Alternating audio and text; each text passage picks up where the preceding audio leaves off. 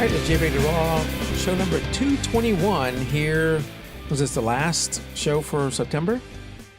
Heading into October, fall. I said last week. October next week already. Yep. Tim, last show, I had a title at the bottom that said fall is coming. We never talked about fall. We'll talk about it tonight.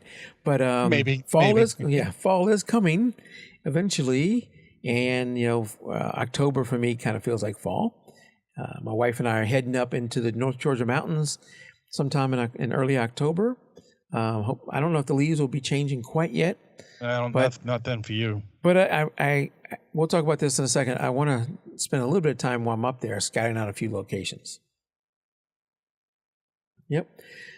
All right, so let's get started. I got something to do in the second half of this.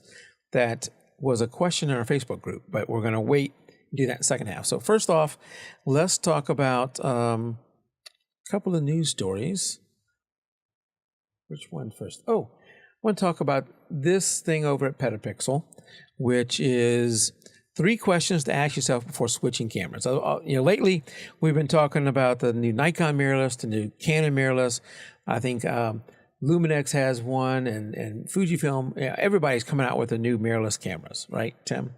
Mm-hmm. So lots of people are thinking of switching, or either within the brand and going from a mirrored camera to a mirrorless, or even switching brands. Right. And, I've had friends, I've picked up lenses, my 7200. I picked up from a friend who back in the day when we were both shooting sports, soccer, that he was switching from Nikon to Canon because Canon had, at the time, a little bit better noise handling. It handled the noise a little better. And he sold, I don't know how many tens of thousands of dollars worth of equipment because he has a lot. So I picked up a Nikon D2H from him, which at the time was their top-of-the-line sports camera, 4 megapixels, a flash, and the 7200. All in excellent condition. I picked those up from him. He switched to Canon, and then the next time Nikon came out with something, they leapfrogged Canon and had better noise control. Mm-hmm. And guess what? He sold all that and came back to Nikon. This had maybe he must have just had money burning his pocket. Him and his wife worked and they had no kids. So I think there you go. I think that they had some, and they had both, I think, decent jobs. I don't know what their financial situations were, but apparently he was in enough shape that he could do that. So this article has 3 questions, and I actually want to do them in a different order than what he had them in. Okay. So he had the order as what's the out-of-pocket expense, what's the increase in quality, and then number 3, which is the one I want to do first, what is your problem? So, and we're not talking about what is your psychological problem. It's what problem are you trying to solve by getting a different camera? And I think that's a very good question, and I think that's the reason I have not purchased a new camera. Right. Because I'm pretty pleased with my camera, and I get the pictures I want. And probably the only thing that I could say that I would really want to change is the weight issue. Carrying all the equipment is heavy, and I think going with a mirrorless would be lighter. Is it that much lighter? I don't know that it's going to be that much to the point where I'm going to say, oh, thank God I don't have to carry this huge bag with 26 pounds of equipment. Now it's going to be 18. 18, 26. I don't know if that's that much of a difference to me. So I think that would probably be my only problem that I see at this current time for myself. And I think you talk of the other 2 questions, and definitely cost is not overcoming my problem. I think that's probably the issue for me. If I look at my last 2 changes and the one I'm considering coming up, my last 2 was I moved from this Nikon D2X that I have right back here, which was a 12 megapixel, was it 12? Yeah. Maybe that wasn't the one I switched from. I can't remember. I moved from that one to a Nikon D700, which was, I think, also 12 megapixels. The D700 had better noise handling, had better frames per second than the D2X, and especially with the grip added. And I was still shooting a lot of sports, and I wanted the better frames per second, and I also wanted the better noise. I love that camera. That camera was a great camera. Actually, I think I still have it. Great camera, and I used it for a lot of sports. But one of the things, it didn't have quite enough frames per second, and I wanted to go back to a crop body, because for sports, for that crop body, I get a little bit more zoom. Where I really noticed it was when I was shooting from the side of swimming with the crop body. I was able to go 3-4 lanes in and still fill the frame with the swimmer. And whenever I was shooting with a D700, I couldn't go as far and fill the frame, and I still had the same megapixels, so I couldn't really crop as much. So I in that case, the thing that was holding me back, or the thing I wanted to change, was to go back to a crop body. The next change I'm thinking about doing is I want something with a little more megapixels and a full frame, probably in addition to my D500. I want to have something where I can use for landscape. Right. That makes sense. Yeah. So the question with for the D500, it can do, I think with the grip on it, it can do the same frames per second as the D500, or close to it, almost the same. And it can do DX mode. I'm not a big fan of DX mode in a full frame. So my thought right now is if I did it, I would keep that one too. So for me, that's the two things that are making me buy new cameras and consider to buy a new camera. One of them is not weight. Although I'm holding this right now and with the grip on it, this D500, it is pretty heavy, and I only have an 85 millimeter lens on it. Right. But if I'm shooting sports, then I got a big lens on this thing, and I'm thinking about the weight of the lens and not the weight of the camera, and I'm probably got it on a monopod. Exactly. And even if you went to a one of the new mirrorless cameras and you're going to have on a large telephoto lens, that's once again going to be the weight. Now, granted, I think those lenses weigh, I don't want to say significantly less, marked less than a comparable SLR lens, but that is still where the heft is going to be. So you're not gaining that much, I think, overall. But you talked about what made you replace, and it made me think of my old camera. I had, before the A77, I had a Sony A700, and the things that I liked when they came out with the new camera, it had video in it. It went from 12 to 24 megapixels. It had GPS sensor built into it, which I liked. When I took the pictures, it told me where I was, because I used to carry that little dongle along. Now I think with a phone, it would be a little bit easier to align where I was. And there was something. Well, it's also single lens translucent. So I liked the digital viewfinder, but I think the biggest one for me at the time was the video camera. I used to walk around with one of the Sony digital video cameras with my SLR, or I didn't have it and then I couldn't take video. So that to me was the biggest thing. But the new ones, I'm like Gary said, I'm not a professional. I'm just a photo taker. I take pictures of my kids in sports. I take pictures on vacations. Do I need to spend several $1,000s to get a new camera? No, I don't. I just went to a college fair with my son last night. So yeah, I know now I could not. I got 2 in college. And as we're about to talk about that next, but that's the question that, for me, it's a hobby too. I'm not making money from this. If I see James Oliver out there and on Facebook, and I think he's a professional photographer. So if you are, that's a cost of doing business. You got to but even then you got to get the equipment that you need to do the job. So, is equipment you have now not doing it, or is it about to die because you've used it a ton? So that's a different decision from that side. If you have 200,000 shutter releases and your camera's going to die, and it can't die at your next event, you need to buy something. Right. And you probably already have more than one, but you may need to replace one of those two. For me, though, it comes down to, what is my current one not doing that I need to do, or how's it holding me back? Often what's holding me back is me, not the camera. But there are some specifics in sports where I wanted something faster. And that's, again, what I want. So it leads us into the next 2 questions, which are kind of the same, is what is it going to cost you? If you're going to sell your old equipment, you might be able to get something from that. I think when I went to sell one of my cameras to get this 500, the D500, what I was going to get for the camera was like $100 or something like that. And I said, forget that. Maybe it was a D2X. I wasn't going to get that much for it. And I just forget it. Right. I'll keep it. So just keeping it. I'll keep it and convert it to infrared. So, I knew at that point what it's going to cost me is the total cost of the camera. And now if you're staying within Nikon, like in my case, if I'm buying a D850, it's really just the cost of the camera, because all my other gear will work with it. But if you're switching systems, even going from, a Nikon to the new mirrorless, or I'm going from Nikon to Sony or something like that, you have more than just the camera body. Right. Now you got to buy lenses, flashes, all those little things that you already probably have, you have to rebuild. Yeah. So then it leads us to his third thing here, which I think 1 and 2 kind of go together, is given that once you total up the cost, and you may be able to spread some of it out, but once you total up the cost, is what that's going to give you worth that much money? And that's something really only you can answer. I mean, if you just won the lottery, then yeah, it's probably an easy answer. If you're struggling or about to send kids to college, or like in my case, have kids in college, you may have different priorities. So only you can answer that other question on where you're at financially, and whether the addition, what you get from the new body, new system, is worth it. Absolutely, I agree.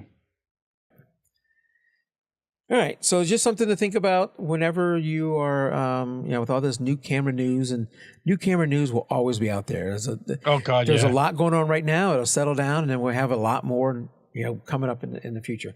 If you want to read that article, it's over on Petapixel. It's called 3 Questions to Ask Before You Switching Camera Brands. All right.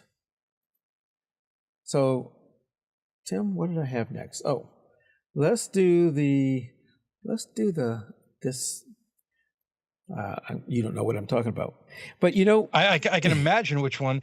And this was a very intriguing article. Is it this one, Lumapod? Oh no. That was actually I like this one a lot. I'm actually considering it. So I like to bring up different products that I find, and I bought the universal lens cap. You saw my thoughts on that. I have looked at a few other things that I was thinking about buying. I see these, and man, their ads are slick, and they get me to at least to the point where I'm interested in look it up. Where they lose me is when I have to actually spend money, because that's when I'm going to that's when I'm going to apply a different set of filters. Set of filters. There you go. So in this case, this is what's called a Lumapod, and it is they call it a world's fastest tripod. And I'm not even going to try and play the video just in case. But basically, there's 2 of them, the GO85, the GO120. The GO85 is a smaller one. It can hold up to 2.2 pounds, meant for,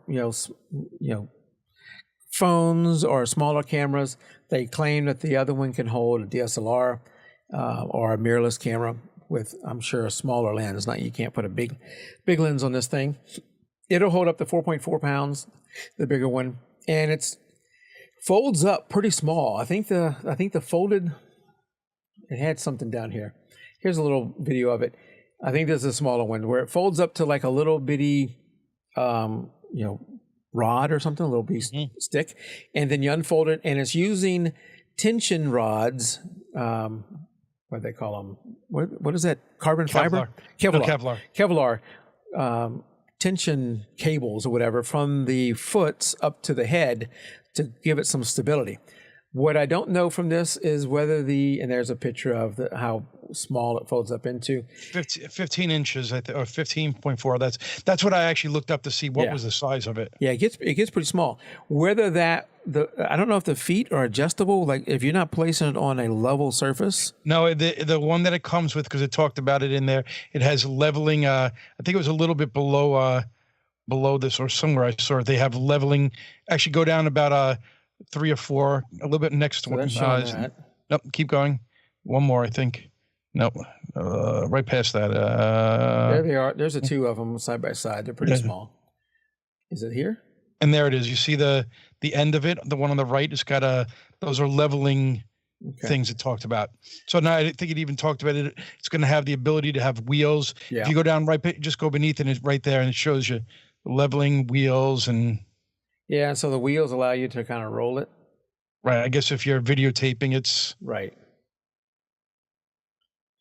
And so, what is the price of this, Tim? What is the price? I think about $150. I guess it's somewhere between $100 and $150. I guess if you're pledging for it, for the 120 with the ball mount. Let's go back up to the top where they had the price. Now you got to go to pledge. Pledge? Yeah, I think on the top it was pledge. Is it back this product? Yeah, back this product. Oh. And then it shows you all the options.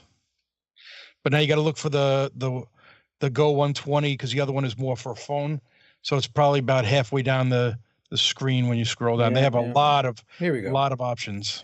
So I don't know the what is that, euro to?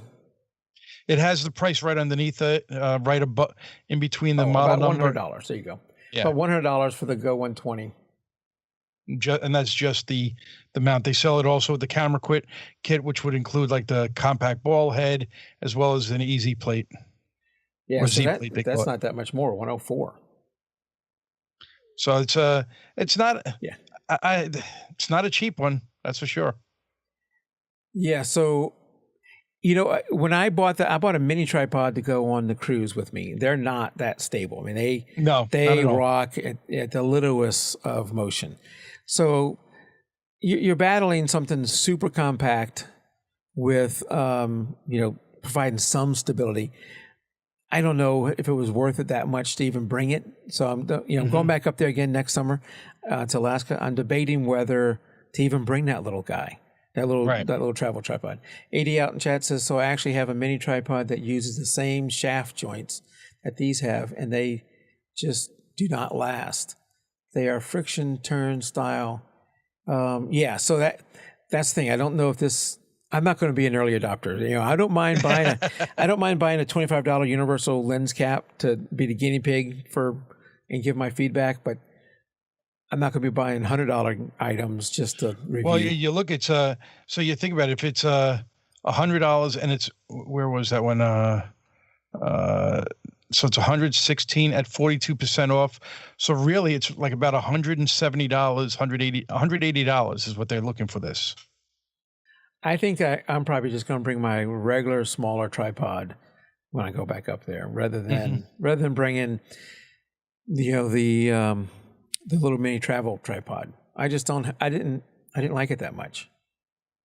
I will let me change that. It did okay with the phone, the little travel one. When I put the phone on there, and I put that gimbal, I've showed it before, the DJI Osmo 2. Put that on top of that. Then it worked okay. So I had a gimbal on top of that with my phone. The travel tripod, I was fine with that. But I didn't bring it for my phone. I brought it for the camera. Right. So if I was going to do it again, if I brought the little bit bigger tripod, it would work for the phone too. I got a year to worry about it. All right, so I like to bring little crazy stuff like that every now and then. I do like this, and I was intrigued by it. It really was. Yeah. But I don't know if I want to spend. I have several tripods already. Yeah. So if you do want to buy it there, Tim, you can do a review later. Let us know how you like it, and then you could do a follow up. Let us know, if it's still lasting. Yes. Does it hold together? Does it hold together? All right. So last week we talked about. We didn't talk about it. I had the title "Fall Foliage" or "Fall is Coming." Foliage. Yes, fall is coming. Fall is coming, and we never talked about it. I think in the pre-show or post-show, we talked about it and said we'd talk about it this week. So, coming up soon, and I'll show a map here in just a second, to different parts of the country, depending on where you are, it may have already started, but fall is definitely coming. So I thought we'd go over a few tips from this website, Photography Life. The article is by Nasim, Nasim. You can go look it up. Photography Life, fall foliage photography tips is the thing here. And I'm not going to spend a lot of time on all these. We'll just go over them here, and you can add your comments. And AD's out there, so you can tell me where I'm wrong or what I forgot. But I mentioned, my wife and I going up to North Georgia soon for some time alone, and I wanted while I'm up there to do a little bit of scouting and see if I can find something, because I suck at scouting. I think so do I. I think scouting takes. I don't think about it at the time. That's the problem. I see pretty colors and I just want to go out, but the scouting is important to know where to go, and I'm not good at looking at my phone and saying this will be a good spot to go. Yeah, I know AD has the different websites where he can say, hey, I need to go here and that'll be good. I got to actually see it to do it. And really I struggle with, if I'm not seeing it at the right time of day, I may not be as good with it. So right. I like to see it. If I'm thinking about shooting morning shots, I want to see it in the morning and that kind of stuff. So I need to do more scouting. I've been living in Georgia forever, and I just have not done enough scouting. So that's the first tip here is to go out and do research your locations and do some scouting before time. Because once the colors start to change, you only have a few weeks before they'll go away. Mm-hmm. Right. Next tip. I do like that picture you just went right by with the gates. I don't know why it was set up like that, but that's pretty cool. Yeah, no, that is cool. He's got this. He has some good shots here. We'll come back to a map here in a second. And he says shoot at sunrise for best colors. Now, sunrise means getting up really early. Yes. That's why I think a lot of people like to shoot with the evening light, but there are some advantages to morning light. One, especially in the fall, it might have gotten cooler at night. And therefore, there may be some fog in the morning. Mm-hmm. There may be some, if you're shooting like in a lake where he's shooting here, a little bit of steam or fog coming off the lake. And it's not ripply. Once the afternoon comes, the water's ripply. You will not get that reflection either. Some of the haze in the sky may have gone away because the night coolerness. Some of that haze goes away. So shooting in the morning gives you some different looks, some different things you wouldn't see if you did it at night or in the evening with the sunset. And then his next tip, of course, is stay after sunset. So long days. Yeah. So you're going to be shooting in the morning for the sunrise, which means you need to get there before sunrise. And then you're going to stay till after to sunset and then after. And AD says actually autumn is the one time of year that shooting in the afternoon is actually good, as the top-down light really makes the trees catch light. Yep. And so great tip, AD. And the next, what he's saying here, stay after sunset. There's something that they're calling, you probably heard of golden hour, blue hour, all those things. Here's another term we've never mentioned on this show, but is not something necessarily new, is second sunset.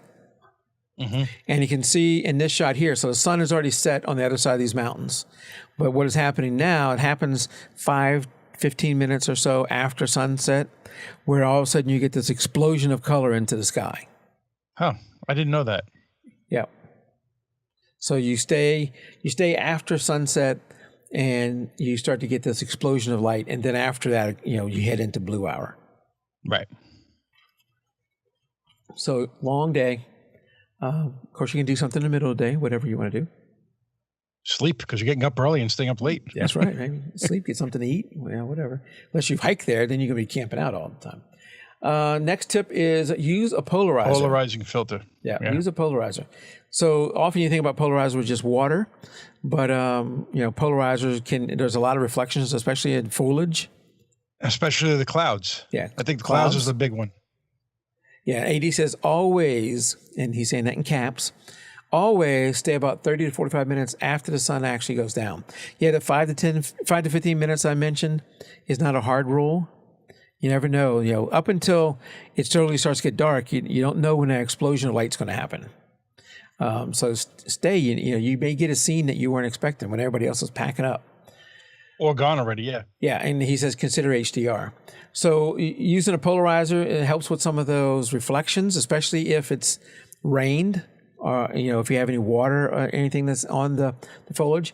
It also will help cut down a little bit of the haze and bring out some of the colors. And it's something that's not easily recreated in post. Right. I think that's the one filter really that I don't know what you would do in post for reflections or anything. You got to do that while you're there. Yeah. Yeah. The more you can do in camera, the better. And then this is something that if you listen to the photo review show with AD, he talks about this a lot, is, what is the subject? What are you shooting? Just because you have pretty fall colors. And this is one of the things I'm bad at. I see the fall colors. I just want to take pictures of the fall colors. more color, the better. But you still got to have a subject. You should be treating the scene as you would if it wasn't fall colors. The fall colors are, a bonus to the scene and adding to the scene rather than creating the scene. Does that make sense? This is a nice shot too. Yeah, no, he has got a lot of good shots. And here, here's one of the road. He's talking about don't compromise your framing and composition because all those rules still apply. I think this is similar to that one you liked, Tim. Mm-hmm. Yep. Just think it's interesting. Yeah. I mean, I think it's built that way so it doesn't fall over. You can see here that had he come in the in this shot here, if he had come in the spring, this would have still been an interesting photo. Right. So the fall is just adding to the image. Yeah, the image would have stood on its own without the fall colors. All right. And then bad weather is good weather. I think this is the last one. Bad weather is good weather. It may be difficult to get out in the rain and that kind of stuff. You can, wear a raincoat and some kind of shoes. But, the weather often will bring in light or rainbows in this case. Rainbows in there, absolutely. And oftentimes there's a lull in the rain where light just comes pouring through an opening in the clouds that creates a scene that wasn't there usually. So bad weather can be good weather. Because if the sun comes through like that, it might highlight a subject that wasn't expected. Like the one you got right there. Like this one here, yeah. Where all of a sudden you have a spotlight on the mountain there. After sunset, yep. Oh, and here you go. He did have some more. I forgot. Don't forget to look up. I love scenes like this where you're looking straight up into the trees. I don't know if I've ever taken a good one like this, but look up. He doesn't say this here, but look down too. It's not always what's straight in front of you. Sometimes, a leaf can be a good fall photo. And then he says, try shooting at night. I don't think that's a night shot. I think this. I think this is a night shot. Well, no, you know what? That is. Look in the sky there. You see the stars up there. That's true. Yeah. I just saw them in the picture. So very good. Yep. So it must be a long exposure. Yeah, absolutely. This is a nice one. Yeah. It's a nice one. And then, go for the details. Shots like this where, you have a little bit of fall in the background, but it's all the details of that tree bark and all these trees being somewhat uniform out there. Creates a nice scene. There you go. And there's a little about Nassim Mansurov.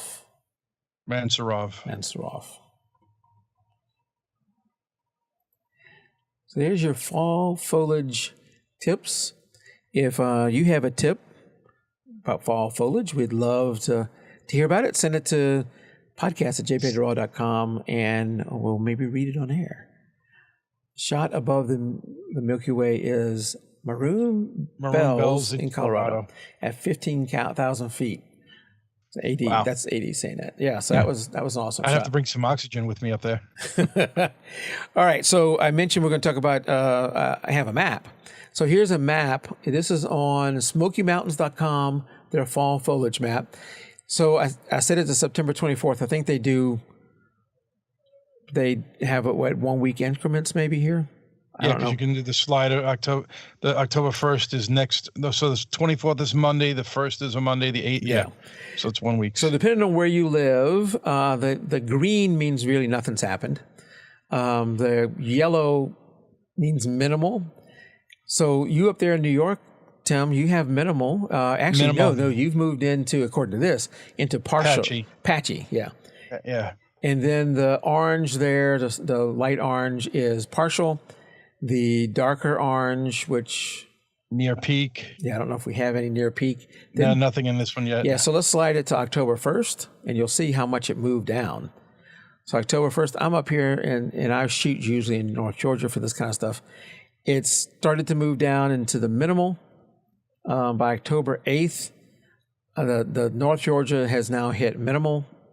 And really up there in your New York area, Tim, you're at near peak or actually peak. No, I think near peak. Yeah. Yeah, near peak. Near peak.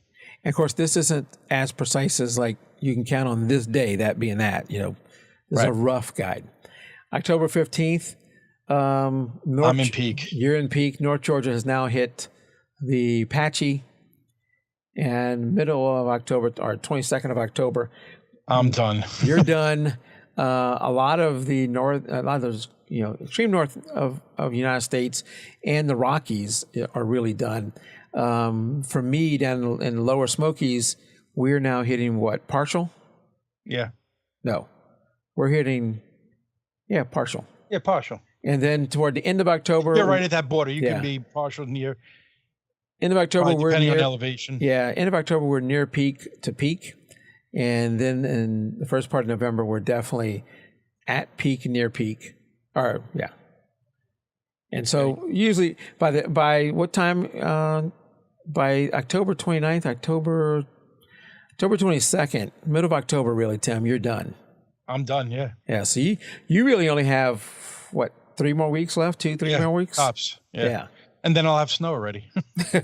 So have you, and I think AD lives up there too, have you started to see the colors change then? Nothing yet, no. Really? And with the amount of rain I had today, they probably knocked all the leaves off my tree, off the trees. Yep. And AD says October 5th to 15th, he will be in Upper Peninsula of Michigan, peak week. Yep. Yeah, it'll be good. I love fall. Yeah, so do I. Sadly, though, it seems like it goes from summer right into winter half the time now. Fall is such a short time frame. Yep. I did have one more that we're not going to do for tonight. We're going to leave that to next time. The number one on the list there, Tim. So you have to wait till next time. You know how we did? I'm not even going to give a tip. Nope. Not even a hint. You have to stay next time to see that one because it is riveting. Riveting, yes. Riveting. You will. Yes. You will want to stay for that one. All right. So, Tim, we had out in the beginners group this week, someone posted a question that I thought I might actually be able to help them. You know, I thought I might be able to help them. Well, that sounds fairly confident that Mike. Often on the photo review show, it's mainly AD. He's the one providing all the great feedback to everybody. But this is a topic where I'm sure he can add more to the conversation too. But I can add some to this conversation. And the question is this: I need some advice. I have a Canon EOS Rebel 6S, and I'm not totally familiar with that camera, but a little bit. I'm trying to get clear photos of my granddaughter playing volleyball in a gym. If I use sports setting, they aren't truly clear. I've tried manual and autofocus. If I use auto setting, it causes the flash, which is not allowed. Now, what I would do, and sadly, you gotta really bump up the ISO. I probably would go with manual focus versus autofocus.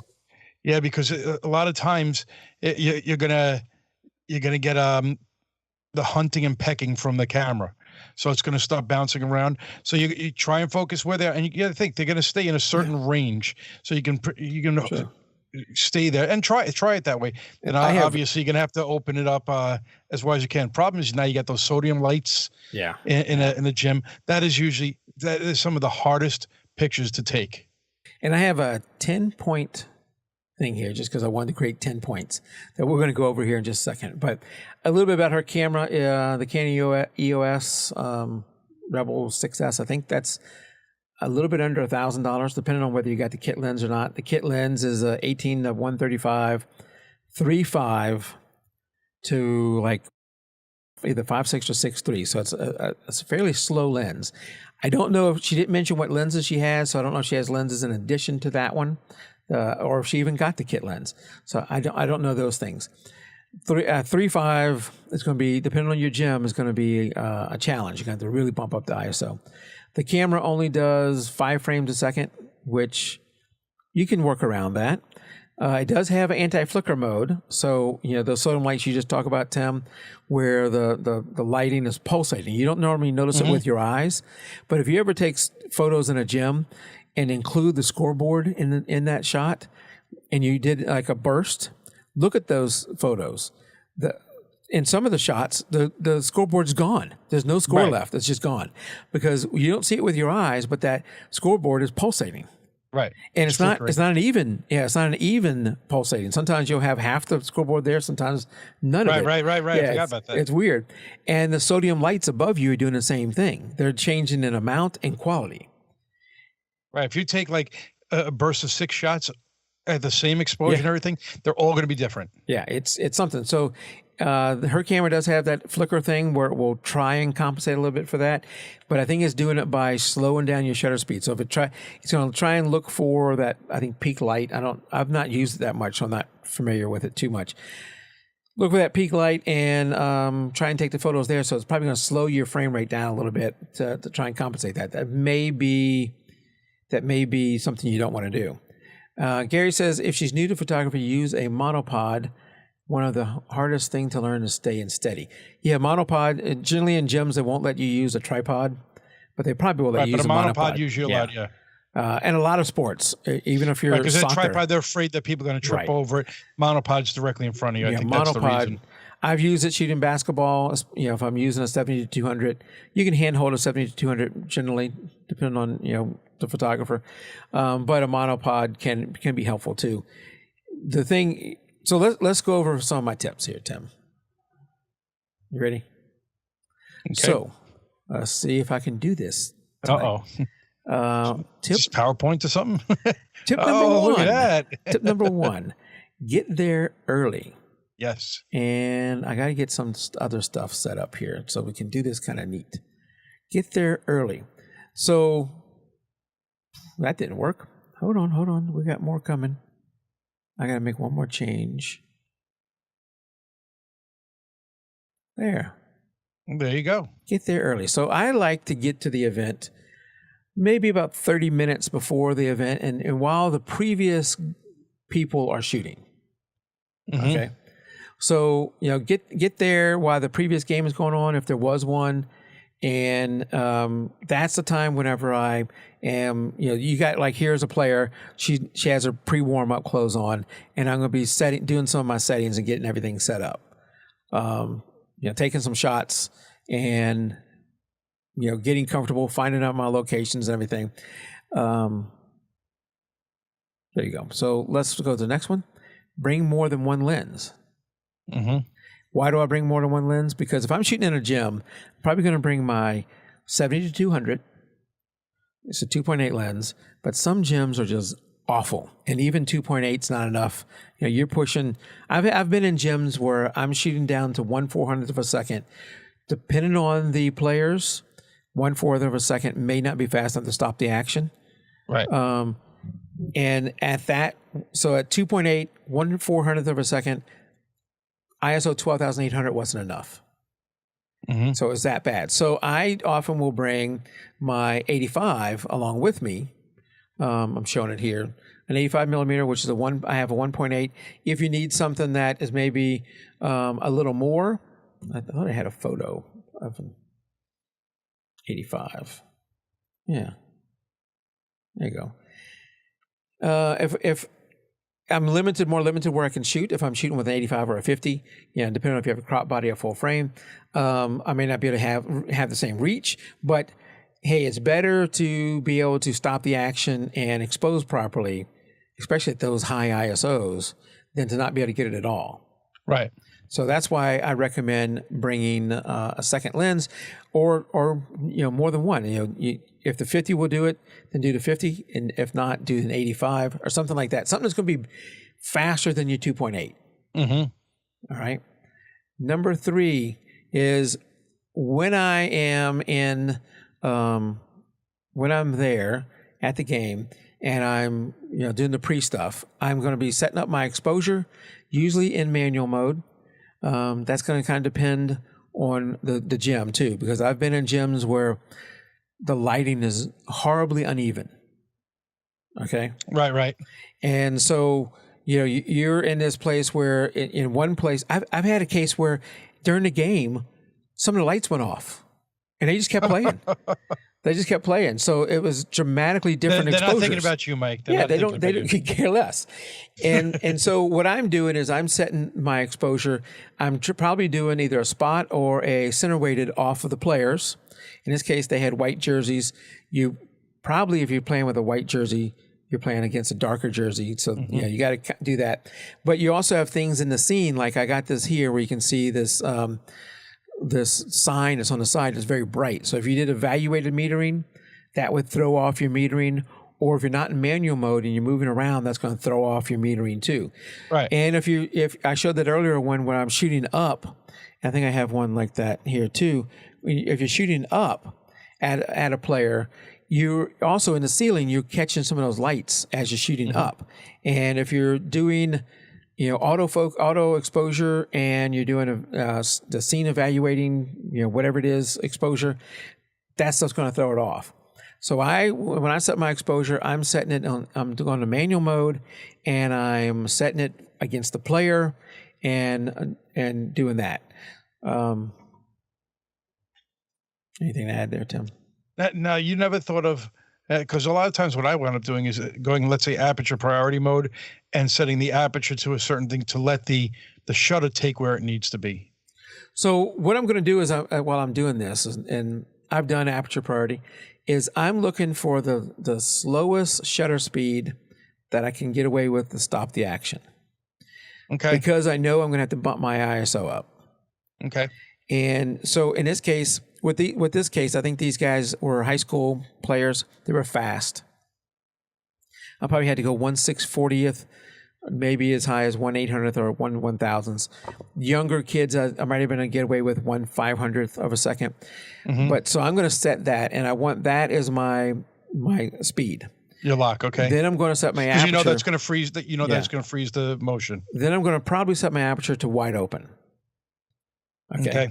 Because I'm generally shooting one player. If I need to, I might go up a little bit to get a little bit more depth of field. But in this case, I'm probably wanting to go wide open. And then I'm going to let my ISO be the thing that moves. On my camera, I can do auto ISO.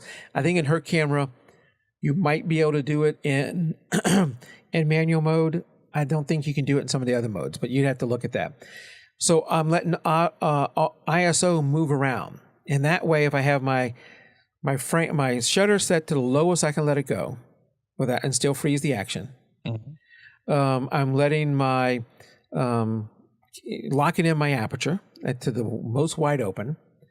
Then I'm letting the ISO move around. So as I'm moving across the scene, because it's not evenly lit, I'm letting the ISO change a little bit. And I have topped that out where I'm telling it not to go above 12,800. So I still got to keep a little bit of an eye on it to make sure that I'm getting proper exposure.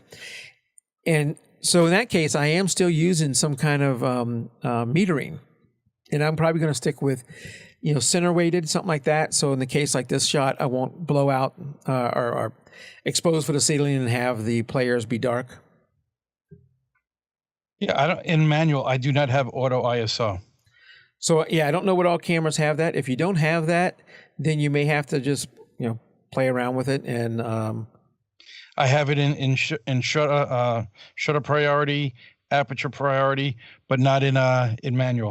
Okay. I didn't think I did in manual because I shoot a lot in manual.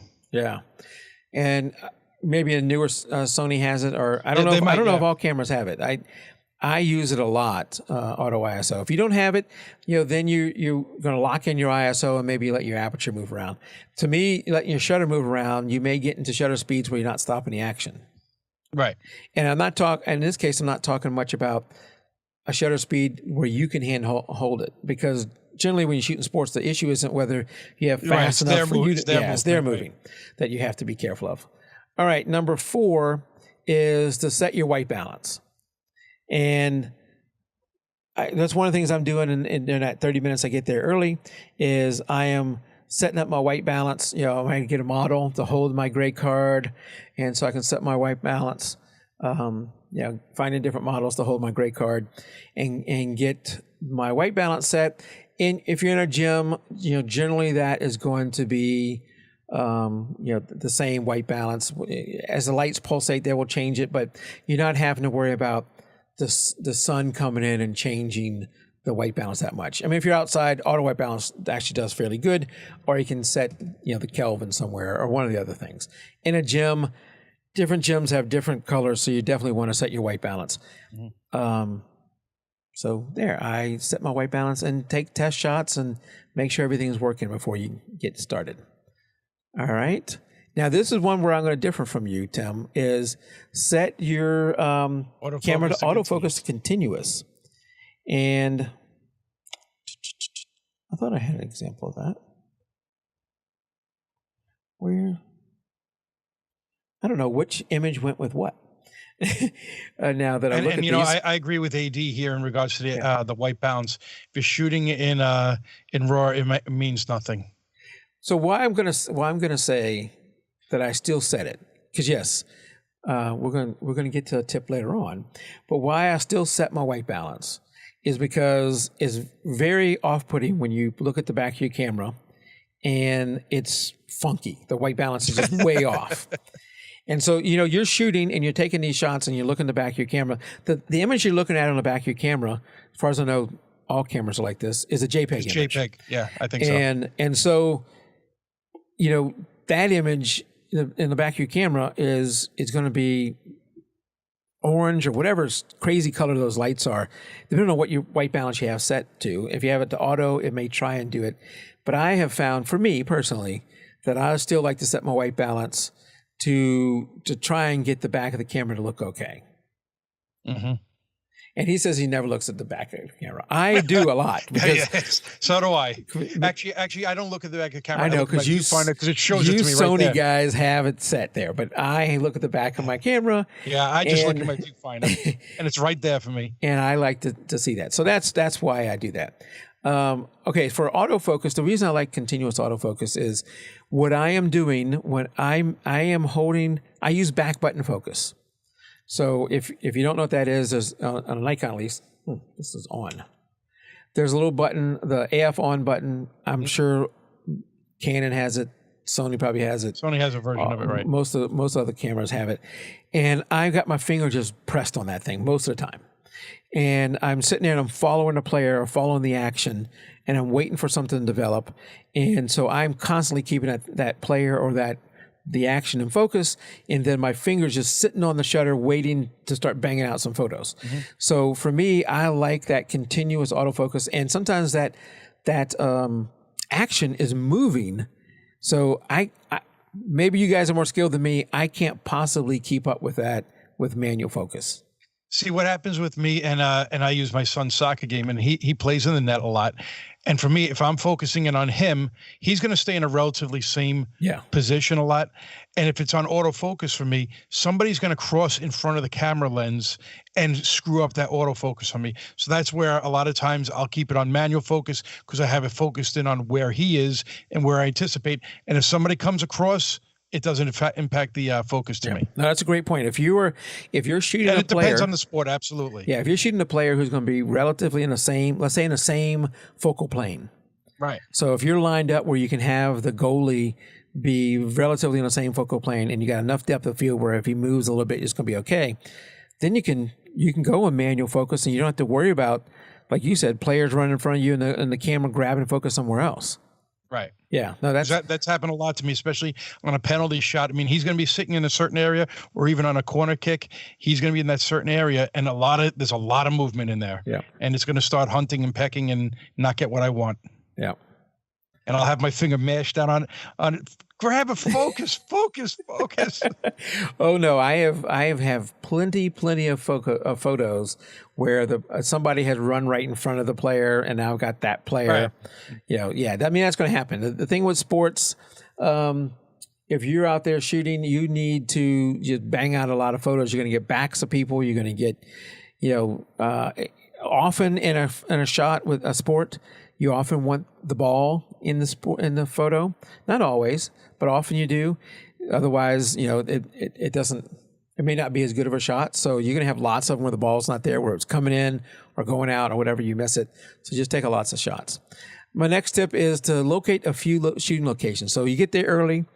You find out, where you're going to be shooting. If you're shooting basketball, and I guess volleyball too. I think she's talking about volleyball. I've never personally shot volleyball. But I know in basketball, and I believe in volleyball too, they change sides, right? Mm-hmm. So with basketball, that means if you're on one end of the court, they're coming to you or they're going away from you. Right. Yeah, they're either playing offense or defense, and the opposite on the other side. But then they're going to move. So you probably want to scout out a few locations. If you're in a gym, you may not have access to go everywhere. So where can you get to? So that's one of the first things I do when I get there is where do I want to set up camp to start, and where are my other places I can go to? Right. Now, do you move often, or do you stay on both sides to get the defense on the offense? It depends. If often I'm shooting one team, so I'm probably going to shoot. I'm probably going to mix it up, wanting to get both offense and defense. Right. And I want to get some under the basket, some off to the side, maybe some from the side. So I'm not moving everywhere, but I have a few locations. Like in this shot here, at this point, I actually was laying on the pool deck, soaking wet, and I'm shooting them at the finish line, looking back up at the scoreboard. Right. The clock. Yeah. So the clock. So I wanted to wait and wait for them to come to the end, eat that emotion. They just finished. They are exhausted from the swim, and I wanted to get them looking back up to see how they did. I don't normally shoot from there. I'll shoot from there sometimes during a swim meet, but I'm also a lot of times shooting from the other end of the pool where they're either diving off the board into the pool or swimming toward me, stuff like that. Or from the side if they're doing a stroke that it looks good from the side. So camping in one spot unless you're forced to stay there. And generally with the younger people, you can move around a little bit. But you want to find a few locations you can shoot in, and I like to do that if I can before I get there. Once the action starts, you may reevaluate. What is that rule? No plan has ever survived contact with the enemy, or something like that. Yeah, I mean, when you have all these plans, once the action really starts, then things will change. So you kind of have to go with the flow. I love this shot. Did the swimmer like this shot? Yeah. I think she did. I know her mom did. Yeah, I like that shot. You're right. This is emotion right there. And this is an example of getting low. No, I never saw any other photographer ever do this because of what's going to happen when you stand up. You're going to miss all the swimmers in the back then. No, not that. You're wet. Oh, the pool is wet. The pool deck is wet. Yeah. And so I wore a dark shirt. I knew that I might do this. And blue jeans, so it wasn't quite as obvious. But, I wanted to get a low shot where I was as close to their level as I can. Still, the pool deck is a little bit higher, so I can't get all the way down. And I have to be careful that I'm not in the way of people. But if you're standing up, this whole shot is completely different. Yeah. No, I love the shot. Okay, so let's see. That's number 6. Number 7. Anticipate the action. So this is also an example of me anticipating the action where I knew they'd be looking back up. So if you're shooting a sport, it helps if you shot it a lot. So you can kind of anticipate the action. In basketball, you're getting the player coming up to, let's see, here we go. It is crooked. I have not adjusted this one at all. This is straight out of camera. So overlook the crookedness. But anticipate the action that's happening and when is going to be a good time to take that photo. I thought I had another one that was anticipate the action. I guess I don't. It takes some learning to know that, learn the game, as Gary says. Yeah, you definitely want to learn the game, and you get better at it the more you shoot it. That also helps if you get there early. You can shoot the game before the one you're planning to shoot, and do that. Then another one, I love this one, capture the emotion. Mm-hmm. And there's a photo bomber in this one. I did not clone him out. He's there, but I could have cloned him out. But the emotion is with the kid closest to us. Yeah, absolutely. And he is just spent from the swim he just did. The photo bomber is the guy picking his nose in the back, which once I pointed out, you probably can't help but look at it. Yeah, no, I don't even notice the kid up in the foreground now. Great, thanks. And I probably should do something with that, but it is what it is in this case. But yes, there's in sports, there is tons of emotion going on. Mm-hmm. And you can catch that. I love to pick out the kid or kids who have the most emotion. You know, I showed this one earlier. The most emotion on their faces, either from victory or defeat, and do that. I don't shoot any when they're injured. I don't shoot those, but just in the normal course of play, finding different players who are showing a lot of emotion, it makes it a lot more fun. All right, that's number 8. Number 9, get some candids. All the action isn't necessarily on the field. I'm going to scroll through some here. And this is back in my day when I decided to do the selective color. So don't hate me for that, but her eye is colored where the rest of it's not. But, you get some action that is on the sidelines. It's not always there on the field. And in this case, because this was horribly lit night game for softball, I converted all these over to black and white. But there's lots of action that are going on the sidelines where you can get those and add to that. 4 pictures ago, they're wondering what was on the boy's wrist in the pool. So if we go back to the boy's wrist on the pool, what that is, I can't show it when I point to it, but that is don't point to it. If you look at that, it's not actually on his wrist. What is happening there? Oh no, that's the block where the whole platform. They hold on to that, and that's when they kick off in the backstroke. The other one is just over his head, but this one's out of focus from. Yeah, the one with the girl. I think the one with the girl was there too. It's just you probably didn't notice it. Where's that one with the girl? Right here. Yeah, because it's right in front of her. Oh, it's right there, right in front of her, and then right on top of her head. Right, but you don't see it because of the white background for the mat right in front of them. Yeah, so it would have been a little better if that wasn't there. The photographer just didn't position himself correctly. That's true. I could have been in a better position. Maybe I should have got even lower. But get candidates. Get some things that are going on in the game. If it's younger kids, the parents have probably got tons of emotion going on there. So, there's lots of shots that are outside of that. And with some of those shots that are candids, you may be able to lower your shutter speed. You may not have to stay up that way. Roll to the left, Mike, he says. Yes. A little too late. I should have had you with me, AD. So there. And number 10, because I got to always have 10, goes to what AD said earlier, and that is shooting raw. Always shooting raw, but especially if you're doing sports, you have to bump up your ISO, or you didn't get the white balance right. You want to shoot in raw. This does mean you need to have a big enough memory card or multiple memory cards, because it is going to take up more. Except for the one case I run into where I couldn't shoot raw, and the camera I had. Okay. And that is, I went to shoot competition cheerleading. And of course I got there early. Yes. I got there early. Yeah, you remember that? Yes. I got there early to shoot the team before them, or 2 or 3 teams before that. They're only on the competition floor for let's say 2 minutes, 3 minutes. It's very, very short.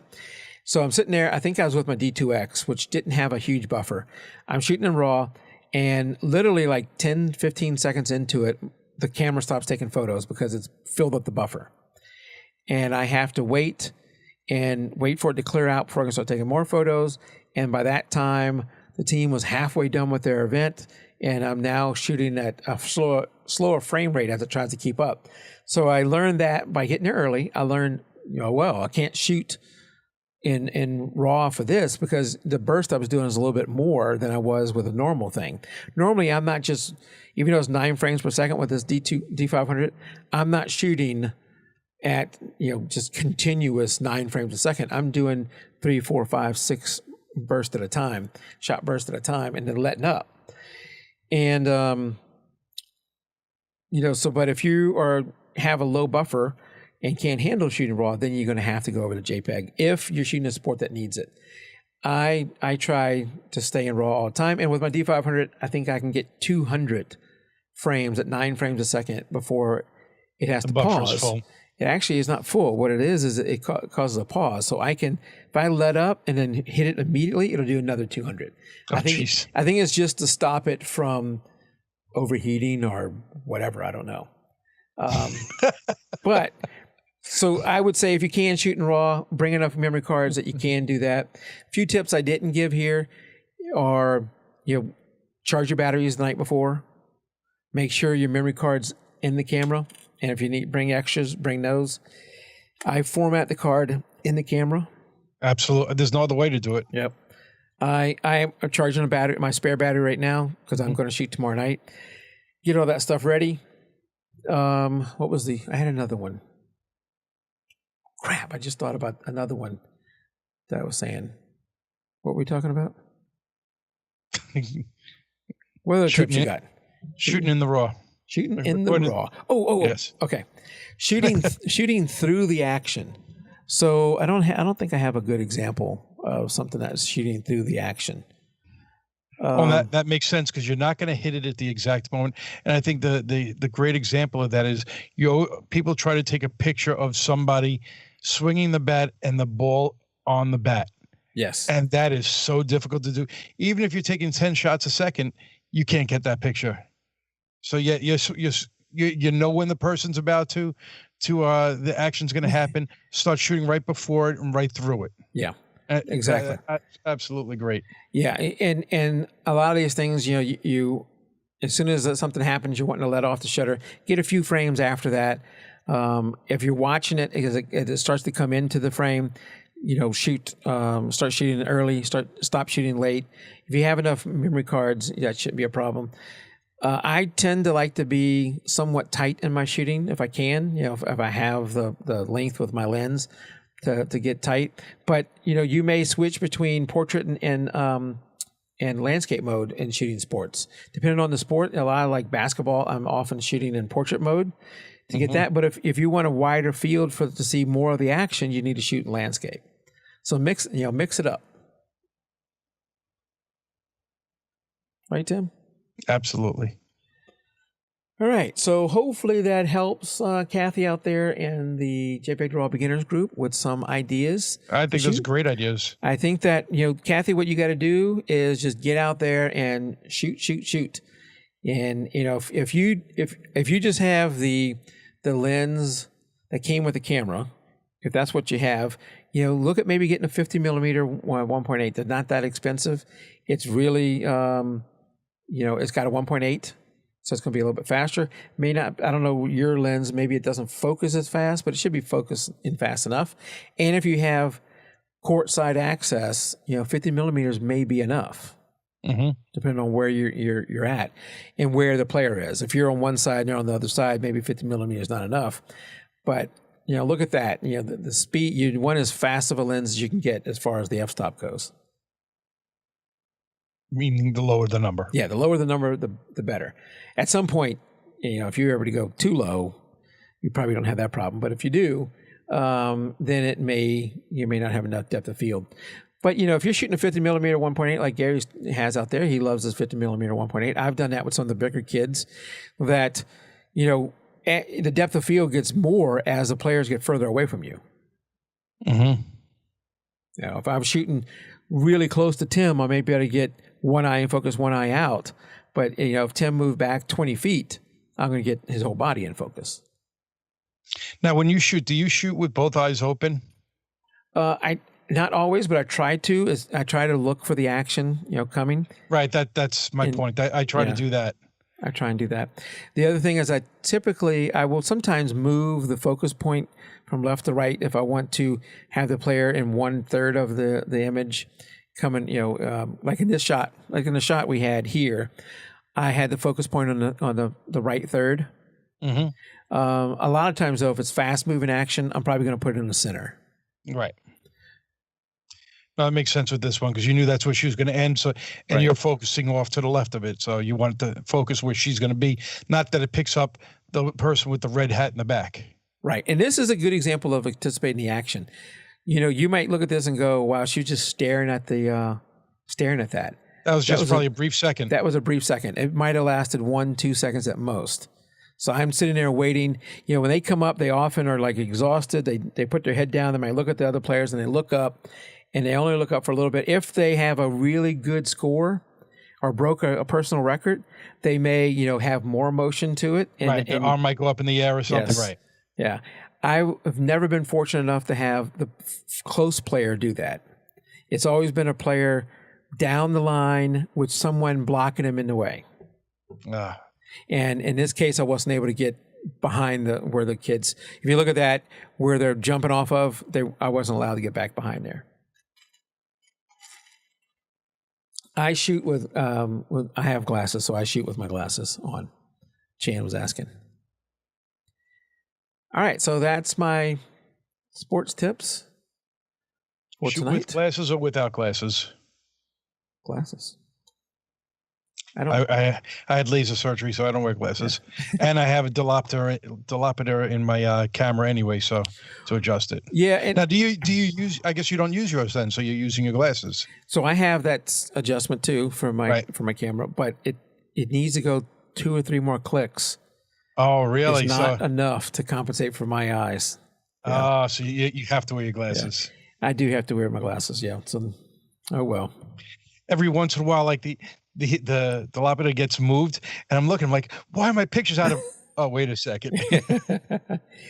Well, I think that's gonna be it for this week.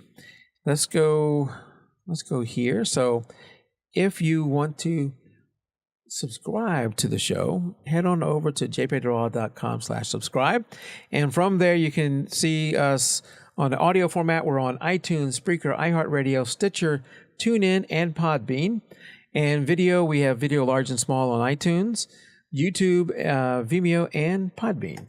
So go out there and subscribe through one of those two. Subscribe to us on on YouTube, and get alerted when we go live. We also go live on Facebook. So if you haven't liked our Facebook page, do that, and you'll get notifications when we go live. And search for us on iTunes or wherever else you want to subscribe, and you'll probably be able to find us out there. If we're not where you want to find us, email me at podcast@jpdraw, and I will see what I can do to get us there.